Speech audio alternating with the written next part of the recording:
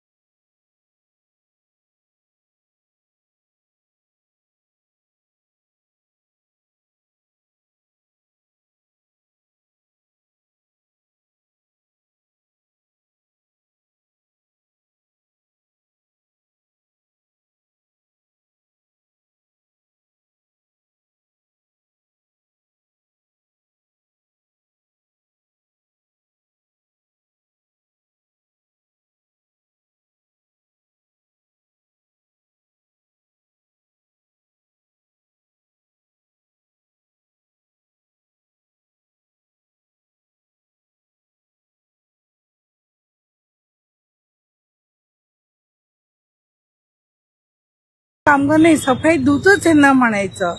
ठाण्याची साफसफाई ह्यांच्यामुळेच होते। आज आपण ठाण्यामध्ये राहतो ते यांच्यामुळेच।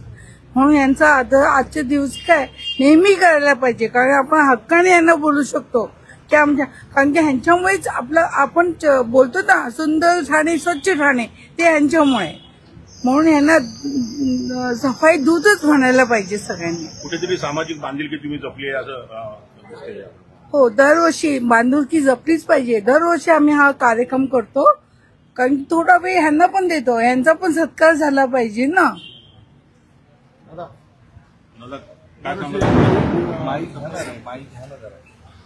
सर्वांना दिवाळीच्या खूप खूप शुभेच्छा ठाणेकर बांधवांना आणि आपल्या बंधू भगिनी आणि प्रभाग क्रमांक 4 मधील सर्व जे आमचे हे सफाई कामगार आहेत, हे आपल्या देशाचे पंतप्रधान नरेंद्र मोदी साहेब यांनी यांना सफाई दूत म्हणून यांचा सत्कार केला पाहिजे। यांच्यावर फराळ केला पाहिजे, दिवाळीच्या शुभेच्छा त्यांना दिल्या पाहिजेत, त्यांच्यावर शुभेच्छा घेतल्या पाहिजेत, असा जो पंतप्रधानांनी जो संदेश दिलाय त्यांच्या मार्गदर्शनाखाली आम्ही आज गेली 2007 पासून स्वर्गीय विनायक मेटे साहेब यांची संकल्पना होती की जे सफाई कामगार आहेत, जे आपल्या प्रभागात जे साफसफाई करतात त्यांना नेहमी तुम्ही भेट दिली पाहिजे, त्यांच्याशी बोललं पाहिजे.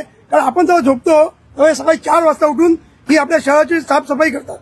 म्हणून दिवाळीच्या निमित्त यांना दरवर्षी आम्ही दिवाळीचा फराळ एकत्र होऊन सगळे मिळून करतो. तर अशा स्तुत्य उपक्रम बाकीच्यांना तुम्ही काय संदेश द्याल इतर लोकांना?